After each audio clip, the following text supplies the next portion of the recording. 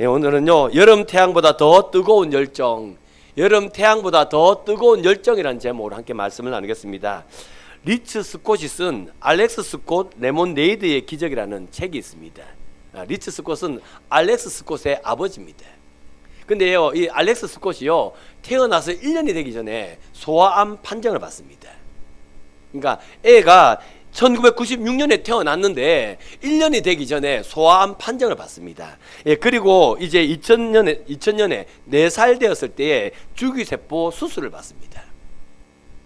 그렇게 수술을 받고 이제 병원에서 태어나는 이 알렉스 스콧이 아버지 리츠 스콧에게 한 말이 이것입니다. 아빠, 암 투병 중인 아이들을 위하여 내가 레모네이드 판매들을 만들고 싶어.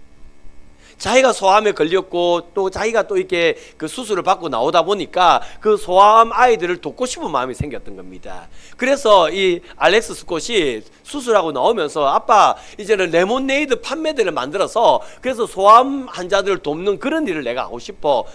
그게 여러분들 24살이 아니고 몇 살요? 4살. 4살 아기가 그렇게 말한 겁니다. 그러니까 아빠가 그 얘기 듣고 우리 아들 참 대견하구나라는 생각도 가졌지만 그래도 설마 하겠나 하는 생각도 안 가졌겠습니까? 예, 그런 데 있잖아요. 이 알렉스 스콧이 태어나고 나와가지고 있잖아요. 그 레모네이드 판매들을 만든 겁니다. 그래서 있잖아요. 레모네이드를 판 겁니다. 근데 여러분 생각 한번 해보세요. 그 4살밖에 안 되는 아기가, 암에 걸린 아기가, 여러분들 암에 걸린 아이들 도와줄 거라고 판매들을 만들었으니 이게 동네 사람들이 가만히 있었겠습니까? 여러분 같으면 가만히 있겠어요? 그 가만히 있으면 그 나쁜 사람입니다, 여러분들. 맞잖아요. 그 애기가 암에 걸린 아이를 돕겠다고 그러고 있는데 누가 가만히 있을 수 있겠습니까? 동네 사람 다 레모네이드 팔아준 거죠. 팔아줬더니 그날 하루 수입이 여러분들 $2,000였답니다. 여러분은 참, 예, $2,000면 얼마죠? 1,400원 계산하면 한 300만 원 정도? 280만 원, 한 300만 원 정도. 예. 여러분들 하루에 여러분들 300만 원을 번 겁니다. 기적 같은 일이 난 거죠. 예, 그래서 알렉스 스콧이 그걸 가지고 이제는 소아암을 돕는 그렇게 다 기부를 합니다. 근데 이게 소문이 났나 봅니다. 이게 소문이 나가지고 이제는요, 여기저기서 이제는요, 레모네이드 판매대가 이제 전국적으로, 미국 전국적으로 이제 만들어졌고요. 그래서 이제는 알렉스 스콧이 자기도 아직 소아암 걸려서 지금 치료 중에 있는데, 근데 있잖아요, 그 소아암 판매대 하는 거기를 가가지고 이제 응원이라 해야 됩니까? 판촉이라 해야 됩니까? 하여튼 뭐 다니면서 이제 격려하고 뭐 이런 일을 꼴랑 4살밖에 안 되는 아이가 그걸 하는 겁니다. 그러다 이게 오프라 윈프리 쇼에 이제 오프라 윈프리가 알게 돼서 오프라 윈프리 쇼에 출연하게 됩니다. 그리고 있잖아요, 이제 그 판매대에서 판매를 했는데 있잖아요, 그 2004년에 알렉스 스콧이 여러분들 그 8살인 2004년에 판매 금액이 $1,000,000였답니다. 14억을 모금해가지고 그래서 소아암 이제 연구 기금으로 그 돈을 내놨습니다. 예, 그리고 알렉스 스콧은 죽습니다. 8살에 죽어요. 그렇게 아들을 잃어버린 아버지가 자기 그 아들을 기억하면서 책을 썼습니다. 그 책이 바로 알렉스 스콧 레모네이드의 기적입니다. 근데 제가 있잖아요, 이 글을 읽으면서 이런 생각이 들었습니다. 내가 만약 아버지였다면 아들이 기억하고 싶을까? 내가 아버지였다면 아들이 기억하고 싶을까? 아들이 태어났습니다. 1년도 되기 전에 소아암 판정을 받습니다. 여러분들 소아암 판정 받는 그날에 하늘이 무너지지 않았을까요? 여러분들 내 아들이 소아암 걸렸다 하면요, 이게 아들이 잘못해서 그 병에 걸렸다 생각할까요? 내 때문에 걸렸다 생각할까요? 여러분 어떤 마음인지 아시겠죠? 나 때문에 내 아들이 소아암 걸려서 이 죄책감이 얼마나 컸겠습니까? 그 아들이 수술을 받습니다. 여러분들 4살 된 아이를 수술실에 넣어 보셨어요? 저는 지금도 있잖아요, 기억합니다. 우리 교회 성도가 수술 받아서, 예, 그래서 있잖아요, 그 수술실에 이제 들어가고 있는데 한 애기 엄마가 있잖아요. 그 애기를 부둥켜 안고 애도 울고 엄마도 울어요. 애는 수술실 무서워서 안 들어간다고 울고 엄마는 그 애를 못 떼내서 울고. 저요, 그 장면 저 지금 뚜렷하게 기억합니다. 그래서 젊은 엄마하고 그 애기하고 둘이서 있잖아요, 수술실 앞에서 부둥켜하고 엉엉 우는 데 있잖아요. 데리고 들어가야 되잖아요. 데리고 들어가야 되는데 그 의사 이거 데려가시는 그분이 데려 들어가지를 못하더라고요. 너무 많이 우니까. 그래서 애를 진정시켜야 애를 데리고 들어갈 수 있으니까 어머니 그만 오시고 애 진정시켜 주세요. 근데 엄마 자체가 진정이 안 돼요. 내가 보니까. 제가 이 얘기가 고개 다 끄덕끄덕거리시던데. 근데 이제 그 아픔을 지금 누가 가졌습니까? 리츠 스콧이 가진 거 아닙니까? 아들을 그 수술실에 넣으면서 있잖아요. 막 진짜 참지 못할 울음이 터져서 얼마나 힘들었겠습니까? 예, 그 리츠, 근데 있잖아요. 그 알렉스 스콧이 이제 수술받고 나와서 이제는 소아암 환자들 도울 거라고 여러분들 그 레모네이드 판매들 만들어 판매를 합니다. 여러분, $2,000 벌었으니까 좋았겠죠. 그러나 그리고 집에 들어와서 난 다음에 있잖아요. 알렉스 스콧이 좋아했을까요? 온 만신이 아파서 힘들었을까요? 끙끙 안 앓았겠습니까? 이제는요, 전국에 판매대가 만들어졌고요. 전국을 순회하는 이 아들은요, 맞습니다. 사람을 만날 때는 웃었고요. 사람 만날 때는 희망 찼지만 집에 들어오면 얘가요, 끙끙 앓았을 거예요. 그 4살밖에 안 되는 아이가, 5살밖에 안 되는 아이가. 그러니까요, 그 아이가 죽고 난 다음에 제가 만약 아버지였다면, 내가 아버지였다면 기억 안 하고 싶을 것 같아요. 내 아이가 아파했던 그거 기억 안 하고 싶을 것 같아요. 그거 기억나면 내가 못 살 것 같아요. 저는 저 마음은 그렇습니다. 제 마음은. 그런데 있잖아요, 리츠 스콧은요, 그 아들을 나도 기억하고 싶고 또 많은 사람이 기억했으면 좋겠다 싶어가지고 책을 썼단 말입니다. 뭘 기억하고 싶었을까요? 뭘 기억하고 싶었을까요? 내 아들은 그렇게 아픈 가운데, 그렇게 온몸에 와서 그렇게 고통하는 그 가운데서도 내 아들은 선한 일에 열심 있는 삶을 살았다. 내 아들은 선한 일에 열정 있는 삶을 살았다. 아버지는 그걸 기억하고 싶었는데, 그거는 안 잊고 싶은 거예요. 딴 거는 다 잊어버려도 이거는 안 잊고 싶은 거예요. 내 아들은 착한 일에 열심 있는 삶을 살았다. 리츠 스콧은 그걸 잊고 싶지 않았어. 그것을 많은 사람이 기억해줬으면 기억해줬으면 좋겠다 싶어서. 그래서 그 글을 책을 쓰고 있는 거 아닙니까? 여러분, 그러면 이제 우리 인생도 한번 돌아보셔야지요. 우리의 삶도 돌아보셔야죠. 우리의 삶이 누군가가 기억해주고 싶어하는 그런 열심 있는 삶을 살고 있습니까?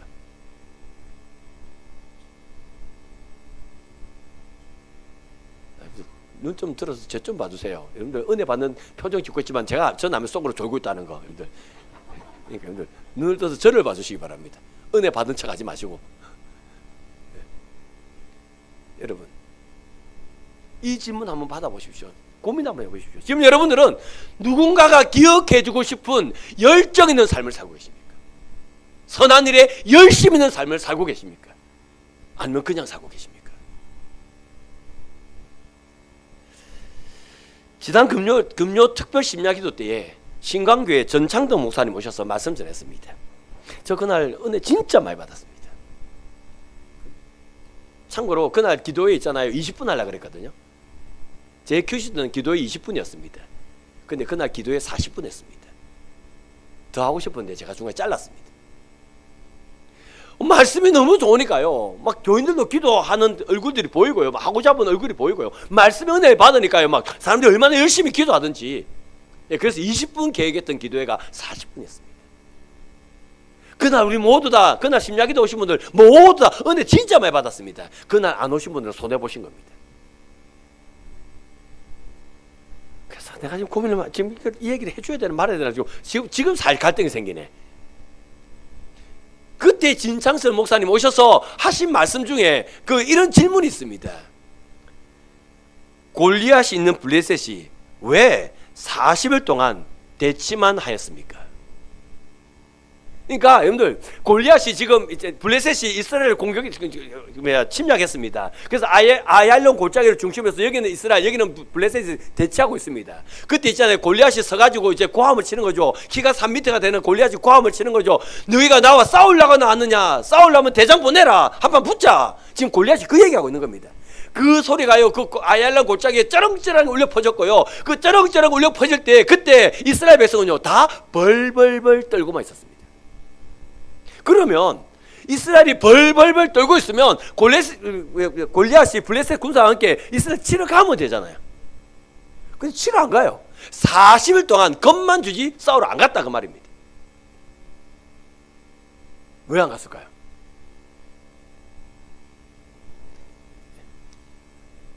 예, 여러분들 한 60년 전에요.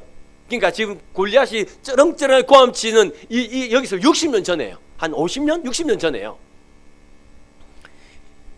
블레셋은 이스라엘을 침략했습니다. 그래서 블레셋이 이스라엘을 이제 다 다스린다고 자신만만했습니다.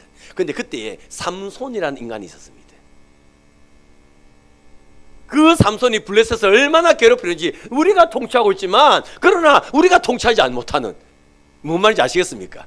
우리가 다 이겼는데 삼손이 있어가지고 블레셋이 마음껏 이스라엘을 다 움직일 수 없는 그런 상황이었습니다. 예.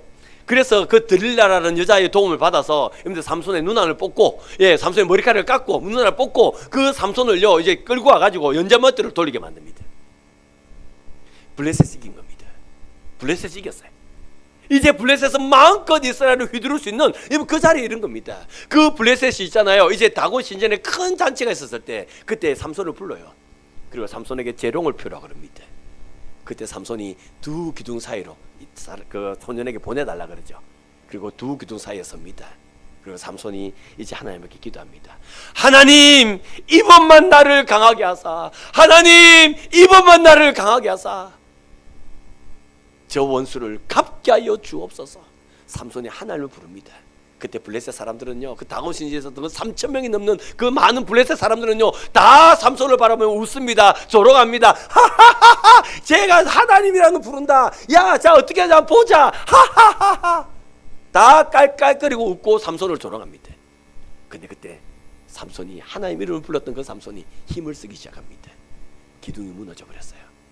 그래서 삼손이 살아있을 때 죽인 자보다 더 많은 사람이 그때 죽던 겁니다. 5, 60년 전에 있었던 일입니다. 그렇기 때문에 블레셋 사람들은 뭘 기억하는 줄 아십니까? 블레셋 사람들은요, 군사력으로 다 이겨난 그 전쟁도 하나님이라는 그분, 누군지 모르겠지만 그 하나님이라는 그분이 개입하면 우리가 못 이긴다. 그러니까 블레셋은 하나님을 기억하니까요 겁이 나갖고 공격을 못하는 겁니다. 40일 동안 겁만 주고 있지 싸우러 나오지 못하는 겁니다. 근데 기가 막힌 게 뭔지 아십니까? 기가 막힌 건 이스라엘은 하나님을 기억해요, 기억 못해요? 이스라엘은 하나님을 기억 못하는 거예요. 그러니까 이스라엘은 하나님을 기억 못하니까요 그 골리앗의 그 아야란 골짜기에 그 쩌렁쩌렁 울려 퍼지는 그 소리 앞에 다들 벌벌벌 떨고만 있는 겁니다. 두려워만 하고 있는 겁니다. 뭔가 거꾸로 된 거 아닙니까? 뭔가 잘못된 거 아니에요? 블레셋이 60년 전에 하나님을 기억 못한다 할지라도 이스라엘은 기억해야죠. 근데 이게 뒤바뀌어가지고 블레셋은 하나님을 기억하는데 오히려 이스라엘이 하나님을 기억 못해가지고 벌벌벌 떨고 있단 말입니다. 여러분 기억하십시오. 하나님을 기억하지 못하는 성도는 늘 두려워 떱니다.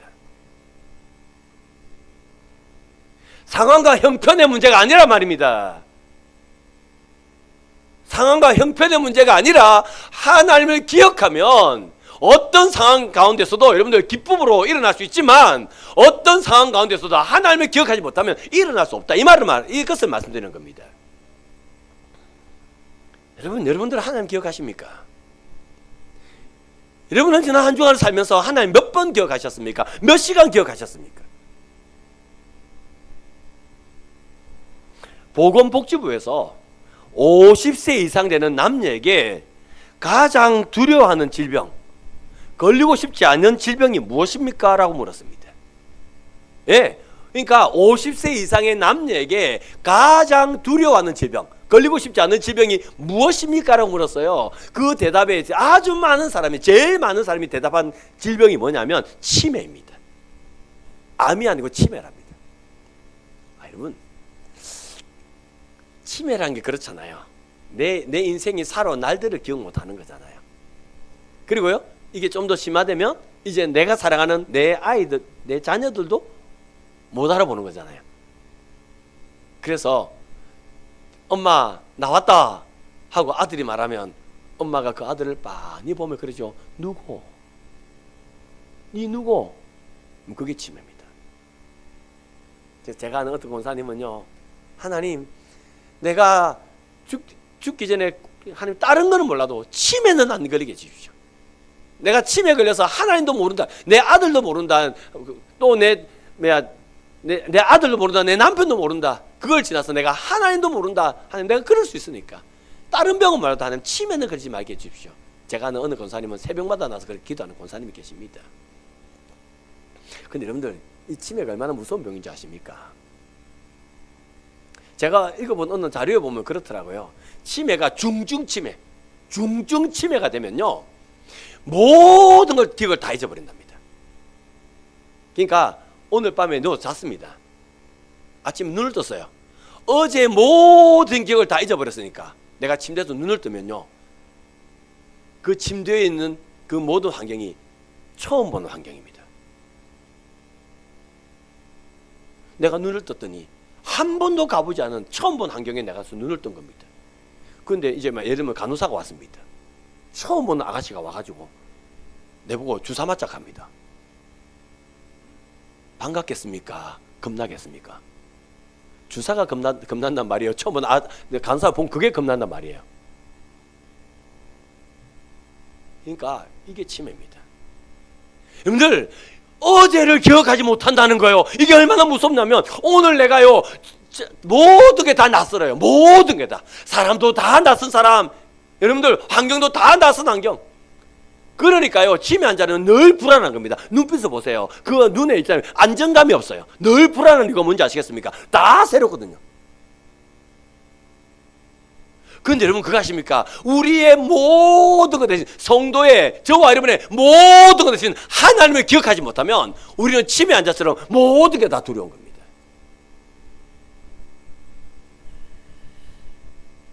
그런데 여러분들, 저와 여러분의 가장 큰 문제가 뭔지 아십니까? 이스라엘 백성들이 하나님을 기억하지 못하는 것처럼 지금 저와 여러분이 하나님을 기억하지 못한다는 것입니다. 내가 처한 상황, 이 상황 가운데서 하나님이 기억나야 되는데, 내가 살아가는 삶의 현장에 하나님이 기억되지 않으니까 모든 게 두려워요. 모든 게 염려고, 모든 게 근심이고.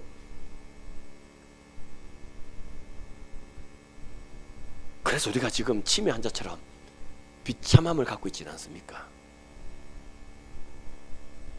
여러분들, 최재천이라고 하는 교수님이 계십니다. 이분이 서울대학교 동물학과를 나옵니다. 서울대 의대인가 서울대 법대를 시험 쳤는데 떨어지셨습니다. 예, 그래서 서울대 동물학과를 입학해서 졸업합니다. 그리고 미국 유학 가서요, 이제는 석사 박사 학위를 받습니다. 하버드에서 박사 학위를 받아요. 그리고는 교수 역할을 하다가, 예, 그러다가 한국 서울대학으로 들어와서 교수님이 되십니다. 예, 뭐 제가 이 이력을 지금 말씀드리는 이유가 뭐냐면, 이 최재천 교수님은, 예, 맞습니다. 이분은 그 진화 생물학을 공부하신 분입니다. 진화론을 공부했다 이 말입니다. 진화론을 공부해서 그래서 그 진화론을 가르치는 우리나라의 석학이 된 분입니다. 그런데 여러분들 놀라운 게 뭔지 아세요? 이 진화론을 공부해서 진화론을 가르치는 이 최재천 교수님이 자기 그 프로필에 보면 이게 종교란에 나오지 않습니까? 그 종교란에 개신교라고 나왔습니다. 여러분, 교회는 진화론을 믿어요? 창조론을 믿어요? 교회는 창조론을 말합니다. 그런데 이분은요, 자기가 공부한 게 여러분 진화론입니다. 진화론을 공부하시는 분이, 그런데 이분이 있잖아요, 나는 개신교다라고 말해요. 이분이 왜 개신교를 썼는지 아십니까? 이분이 이쁜 처자를 만났습니다. 이쁘고 착하고 능력 있는 그런 처자를 만났는데, 그 처자가 개신교 성도였던 것입니다. 독실한 크리스찬이었던 것입니다. 그래서 이제 결혼하기 위해서 내가 결혼하면 반드시 교회를 하겠다 약속을 했고, 그러고 난 다음부터 교회를 한 번도 안 빠지고 따라서 교회를 잘 출석하고 있습니다. 그런데 이분이 그냥 교회만 왔다 갔다 하는 게 아니란 말입니다. 목사님이 설교하면 정말 그런가 하고 성경도 살펴보고요, 고민도 하고요. 이분이 그런답니다. 영상 한번 보시겠습니다. 진화 생물학자는 여러분들 삶에 일어나는 모든 일들을 유전자의 활동으로 해석한답니다. 네. 그러니까 뭐 우연히 이런 일이 난 거고, 이건 어쩔 수 없는 거다, 그냥 그렇게 받아들이고 사는 겁니다. 그러니까 이게 왜 일어난지 삶에 대한 이유도 없고, 예, 삶에 대한 목적도 없고, 그냥 유전자 활동으로 이렇게 되는 거야 하고 받아들일 수밖에 없는, 예, 그렇게 산답니다. 그런데 이분이 이제 아내를 따라 교회로 와봤답니다. 교회로 오니까요, 그 교회 다니는 사람들은 목적이 있더랍니다. 목적. 그리고 삶의 의미와 가치를 부여하고 있더랍니다. 그래서 자기 삶에 너무너무 힘들고 어려우면 자기가 볼 때는 야, 저 정도 같으면 정말 힘들겠다. 그런데 그 사람은 웃더랍니다. 그리고는 그런 어려운 상황 가운데서도 이게 그 이유를 발견하려고 그러고 그 목적을 나가려고 하고 하는 그런 삶을 보니까 이게 아무리 과학자지만 그런 일을 그냥 무슨 저런 일이 다 있어라고 일축할 수는 없겠더라는 것입니다. 예. 그래서 저분들은 뭐지라고 하면서도 자기 마음속에서는 감동이 나오더랍니다. 여러분들 지금 무슨 말인지 아시겠습니까? 진화 생물학자들은요, 예, 맞습니다. 이제 그냥 우연히 다 일어난 일들입니다. 그분들의 삶에는 의미가 없고 가치가 없어요. 그러나 우리에게는 하나님을 기억하는 우리에게는요, 이 모든 일에는 의미가 있습니다. 하나님의 뜻이 있습니다. 그리고 이 의미와 뜻을 통하여 하나님의 역사의 그 결로 나가요 나가게 된다는 것입니다. 아멘 소리 적어서 실망했습니다. 여러분들 이걸 여러분 삶에 한번 적용시켜 볼까요? 혹시 여러분 이런 성경 구절 아십니까? 모든 것이 협력하여 선을 이루느니라. 이런 성경 구절 아세요? 예? 모든 것이 협력하여 선을 이루느니라. 욥이 고난을 받습니다. 욥은 자기가 왜 그 고난을 받는지 몰랐습니다. 예, 그런 욥이요, 이제 그 고난이 다 끝나고 난 다음에 알게 된 게지요. 내가 주를 귀로 들었다가 이제는요, 뭐로 본다고요? 눈으로 보게 되었다고. 하나님을 더 자세히 알게 되었다는 것입니다. 우리 삶에 많은 고통과 많은 환난, 정말 알 수 없는 그런 어려운 일들이 연거푸 들어올 때가 있습니다. 예, 그래서 한숨 쉬고 절망에 빠질 때가 있습니다. 그런데 그 절망에 빠질 때 여러분들 하나님을 기억하지 못하는 사람은 절망에서 일어날 수 없어요. 그런데 이를 통하여 하나님이 이루고자 하는 뜻이 있다. 하나님을 알게 하는 하나님의 부르심이다. 여러분, 그러면 이 목적을 알게 되면, 그러면요, 이제 거기서 낙심하지 않습니다. 절망하지 않습니다. 포기하지 않습니다. 모든 것을 협력하여 선을 쓰는 하나님의 역사심을 기대하며 소망 가운데 일어나게 된다는 것입니다. 여러분, 그러니까 지금 여러분 삶에 답답하면, 지금 우리 교회 지금 진짜 답답해하는 사람 진짜 많거든요. 제가 그 답답해하는 사람들 때문에 제 인생도 요즘 얼마나 답답한지 모르겠습니다. 원고에 없는 얘기인데요. 제 친구가 제 친구 목사인데 정신과에 이제 이렇게 정신과 병원을 다닙니다. 근데 목사가 정신과 병원 가서 이렇게 의사 상담 받으니까 지금 부끄럽잖아요. 자기가 좀 부끄러워서 의사 선생님이 그랬답니다. 의사 선생님, 내가 목사인데 근데 내가 이렇게 정신병원을 이렇게 자꾸 왔다 갔다 해서 미안합니다. 제 참 우습게 보이시죠? 제 친구가 의사 선생님께 그랬답니다. 근데 그 의사 선생님 교회 다니시는 분인데 그 의사 선생님이 그렇게 말하더랍니다. 범씨가 내가 의사 선생님한테 그렇게 말했더니 그 의사 선생님이 이렇게 말하더라. 그러면서 저한테 해줬는데요. 목사님이 정상입니다. 교인들이 다 힘들어하고 고통스러운 거 다 목사님들 말할 건데 그거를 듣고 어떻게 정상적인 삶을 살 수 있겠습니까? 지금 목회하면서 정상적으로 살아가는 그 목사님들이 이상한 거지. 목사님이 정상인 겁니다. 요즘 그 친구가 한 말이 자꾸 기억이 납니다.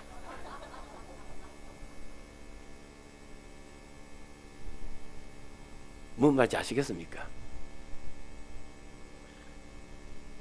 여러분, 그렇습니다. 정말 너무너무 답답해서 죽을 것만 같습니다. 그런데 있잖아요, 이 죽을 것만 같은 우리 인생이 여러분들 그냥 지다론? 예, 그 지다론에 빠져 있으면 그냥 이거는 답도 없고 그냥 가야 되는 겁니다. 그런데 선한 뜻을 가진 하나님이 기억나면 소망을 가질 수 있어요. 일어날 수 있다 이 말입니다. 여러분, 하나님을 믿고 하나님을 기억하십니까? 그 상황에 하나님이 보이십니까? 이제 오늘 본문 한번 보시기 바랍니다. 오늘 본문이 있잖아요. 여호수아 14장인데요. 여호수아 14장을 읽으면 여러분들 고개를 한번 갸웃거리셔야 됩니다. 먼저 한번 읽어보실까요? 여호수아 14장 1절 말씀. 우리 여호수아 14장 1절 말씀을 읽으시면서 여러분 그렇게 하셔야 되는데요. 어디에서 해야 되는지 한번 생각하며 읽어보시기 바랍니다. 여호수아 14장 1절 같이 읽겠습니다. 시작. 이것은 이스라엘 자손이 가나안 땅에서 받은 기업 곧 제사장 엘르아살과 눈의 아들 여호수아와 이스라엘 자손 지파의 족장들이 분배한 것이니라. 아멘. 지금 얼굴이 목사님 저게 어땠어요? 왜 저기서 왜 또 해야 됩니까? 지금 다 그런 뻥찐 얼굴 하고 있는데요. 여러분들 여호수아 13장까지 올 때는요 항상 여호수아 이름이 제일 먼저 나왔습니다. 여호수아 이름이 항상 제일 먼저 나왔어요. 근데 14장에 들어오면서 여호수아 앞에 다른 사람 이름이 나오죠. 누구 이름 나옵니까? 그러니까 양 이거 조금만 더 써서 읽으세요. 앞에 조금 더 앞에부터. 예, 제사장 엘르아살이 나와요. 이 뭘 말하냐면 13장까지는 정복 시대였단 말입니다. 그러니까 가나안 땅을 정복하려고 하니까 맨 앞 이름이 누가 나와야 돼요? 정복자인 여호수아가 나와야 되는 거예요. 우리의 대장 대신 여호수아 이름이 먼저 나와야 됩니다. 근데 14장에 이제는요 여호수아가 엘르아살 다음 이름 나온다는 말은 뭐냐면 이제 정복의 시대는 끝났다. 이제 정복의 시대는 끝나고 이제는 우리가 평화로운 세상 속에서 하나님의 예배드리는 시대로 바뀌었다. 지금 그것을 지금 사람의 이름의 서열을 배열을 가지고 지금 그거를 지금 성경 기자가 말하고 있는 겁니다. 예, 맞습니다. 모든 이스라엘 백성들은요 이제 전쟁은 끝났다. 전쟁은 끝났고 이제 땅 분배 받아서 우리 땅에서 우리가 평화롭게 살면 된다. 모든 이스라엘 사람이 다 그러고 있습니다. 그런데 그때 갈렙이 여러분들 여호수아에게 찾아가죠. 그리고 45년 전에 있었던 가데스 바네아 사건을 얘기합니다. 그때 하나님께서 우리에게 충성스럽게 여기셔서 우리에게 약속하셨다. 그리고 45년이 지나 내가 내 나이 85세인데 지금 내가 아직까지도 기력이 강건하다. 그러니까 헤브론 땅을 주소서. 갈렙이 그 얘기합니다. 모든 사람이 다 평화를 바라보고 있을 때 그때 이 갈렙은요 시대를 잃는 정신이 없어요. 시대를 잃는 정신이 없이 그냥 이제 45년 전에 하나님이 약속하셨다. 그리고 이제 내가 건강하다. 그러니까 이제 그 약속을 성취하게 하여 헤브론을 갈 거니까 그 땅을 주소서. 갈렙은 그 얘기했단 말입니다. 그러면 여러분들 갈렙은 뭐 기억하고 있었단 말입니까? 갈렙은 약속 기억하고 있었어요. 아직 가나안 땅을 다 점령 안 했다고요. 다 점령 안 했는데 나 이 편 너무 좋네. 너무 일찍 샴페인을 터뜨리고 있는 겁니다. 너무 일찍 샴페인을 터뜨리고 이스라엘 모든 백성이 이젠 평화를 노래하고 있을 때, 평화를 향해 나아갈 때 그때 있잖아요. 갈렙은 아니란 말입니다. 그 갈렙을 보십시오. 그 45년 전에 나를 신실하게 여기셔서 약속하신 그 하나님은 아무것도 안 한 하나님이 아니라 45년 동안 내 기력을 취하지 않도록 나를 강건하게 해줬다. 이게 은혜입니다. 우리 교회 성도들 보면요 하나님이 제가 볼 때는 은혜를 많이 베풀어 주셨는데 그게 은혜인지 아닌지 구분을 못하는 사람이 참 많습니다. 왠지 아십니까? 은혜가 뭐냐면 하나님이 약속하셨습니다. 그 약속을 이루기 위해서 하나님께서 내게 베푼 그게 은혜입니다. 그냥 내가 부자가 되는 게 은혜 아닙니다. 여러분들 내가 하고 싶은 거 그게 다 이루어지 그게 은혜가 아니에요. 하나님이 약속하셨고 그 약속을 이룰 수 있는 그 힘? 그 약속을 이루기 위한 하나님의 도구? 그게 은혜예요. 갈렙 보십시오. 하나님이 약속하셨어요. 근데 그 약속을 이룰 수 있도록 나를 아직 기력이 강하게 남겨두셨다. 이게 은혜예요. 그러니까 이 은혜 받은 나는 약속을 이루기 위하여 철병가가 있고 굳건한 성읍이 있는 헤브론 향해 가겠다. 그 성 주소서. 다 퍼졌을 때 딱 한 사람 열정이 있잖아요. 맞죠? 다 시대 정신 잃고 다 퍼졌을 때 그때 갈렙은 열정이 남아있었다고요. 그 갈렙이 열정이 남아있었던 이유가 어딘지 아시겠습니까? 그 갈렙이 열정이 남아있는 이유는 여러분 그가 건강했기 때문이 아닙니다. 건강하기 때문이 아니라 그는 하나님의 말씀을 기억했기 때문입니다. 지금 저와 여러분이 열정이 없는 이유가 뭔지 그러면 아시겠습니까? 실패를 많이 경험했기 때문에요? 아닙니다. 지금 저와 여러분이 열정이 없는 이유는 나이가 많기 때문이 아니란 말입니다. 나이가 많기 때문에 많이 해봤기 때문에 그게 아니라 지금 여러분에게는 하나님이 기억 안 되는 거예요. 지금 저와 여러분이 하나님을 기억하지 못하면 우리 인생 열정은 없습니다. 하나님을 기억 못하면 두려워 떨고 열정은 사라져버린 겁니다. 지금 저와 여러분은 하나님 기억하고 있습니까? 하나님 말씀을 기억하고 계십니까? 미국 베델 교회에서 사역하시는 김요한이라고 하는 목사님이 계십니다. 제가 한 번씩 이 김요한 목사님의 설교를 듣습니다. 왜냐하면 이분이 미국에서 이렇게 사역하시는 목사님인데 영어 발음이 너무 좋습니다. 영어 발음이 진짜 좋아요. 그래서 설교 중에 한 번씩 영어로 이렇게 막 말씀하시는데요. 그 발음이 너무 좋아가지고 제가 한 번씩 이 목사님 설교를 듣습니다. 참고로 말씀드리면 지난주에 제 설교 시간 영어 했다가 아내한테 야단 맞았습니다. 당신 앞으로 절대로 강단에서 영어 하지 마라. 제가 지난주에 괜히 영어로 노래 안 불러가지고 설교 잘해놓고 지난주에 야단 맞았습니다. 내려가가지고. 그래서 앞으로는 저 영어 안 하려고요. 근데 이 목사님은 강단에서 영어로 말하면요 그게 너무 아름다워요. 그런 목사님이라서 제가 한 번씩 그 목사님 영어로 막 말하면요 저도 한번 오락오락 이렇게 한번 따라 해보고요. 제가 막 그래 합니다. 그런 목사님인데 어느 날 내가 이 목사님 설교를 한번 듣는데요. 제가 깜짝 놀랐습니다. 이 목사님이요 안방에서 뭘 고치다가 연장이 하나 필요해가지고 그냥 우리는 드라이버를 할 스타일 뭘 고치다가 드라이버가 필요해서 차고로 내려갔답니다. 연장 가지러 차고로 내려갔는데 내가 여기 왜 왔지? 그 생각이 들어요. 그럴 때 있잖아요. 왜? 예, 다 공감하시죠? 그러니까 위에서 막 고칠 때는 이렇게 했는데 이제 그래서 드라이버 필요하네 하고 차고로 내려갔는데 내가 왜 왔는지 기억이 안 난 겁니다. 암만 차고지에서 생각해도 왜 왔는지 생각이 안 나더랍니다. 그래서 목사님이 다시 안방으로 갔답니다. 안방으로 가서 딱 보니까 드라이버 아니다. 드라이버 드라이버 그래가지고 다시 차고지에 내려가서 드라이버 갖고 와서 고쳤답니다. 이 얘기를 하신 목사님이 이제 이렇게 말하더라고요. 우리가 가끔씩 내가 교회에 왜 와 있지? 라는 생각이 날 때가 있답니다. 바쁜데 내가 왜 교회에 와 있지? 한 번씩 그럴 때가 있답니다. 사람들은 자기 마음대로 사는데 나는 왜 내 마음대로 못 살고 이렇게 살아야 되지? 나도 성질 있는 사람인데 성질 한번 빵 내면 되는데 나는 왜 성질도 한번 못 내고 내가 이렇게 살아야 되지? 그렇게 질문할 때가 있답니다.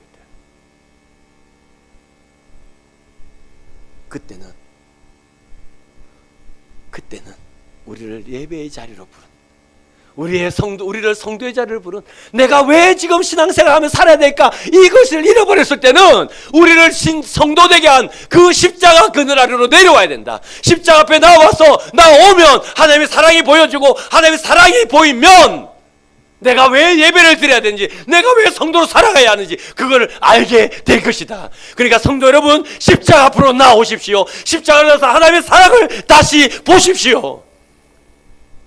김요한 목사님이요 이 부분에 오니까요 눈물을 흘리면서 설교하시더라고요. 여러분 맞습니다. 우리가 왜 지금 이렇게 삽니까? 왜 아무 이유도 없이 아무 까닭도 없이 아무 목적도 없이 왜 그냥 살고 있냐 이 말입니다. 우리 그냥 살아갈 사람 아닙니다. 하나님이 뜻이 있어서 십자가의 은혜와 십자가의 능력으로 나를 구원하지 않았습니까? 그러면 우리는 삶의 이유가 있는 사람이고 우리의 삶에는 모든 게 다 아버지의 뜻이 있다고요. 그런데 하나님을 잊어버리면 하나님을 기억하지 못하면 우리 삶은 이유도 없고 뜻도 없고 그냥 사는 겁니다. 지금 그냥 살고 있는 여러분 제가 이렇게 호소합니다. 십자가 앞으로 다시 나오십시오. 다시 십자가 앞에 나와서 하나님이 나를 어떻게 살아가셨는지 십자가에 고난받는 그 주님의 그 심장이 어떤 심장이었는지 여러분 다시 깨닫고 다시 느끼고 다시 만나십시오. 그러면 일어나게 될 것입니다. 그러면 우리 인생은 그냥 사는 인생이 아니라 다시 열정 있는 삶을 향하여 나아가게 될 것입니다. 열정은 그냥 생긴 게 아니라, 성격이 아니라, 환경이 아니라 주를 아는 것에서 시작되는 것입니다. 저와 여러분이 십자가에서 그 주님을 만나는 복된 성도 될 수 있기를 주의 이름으로 축원합니다.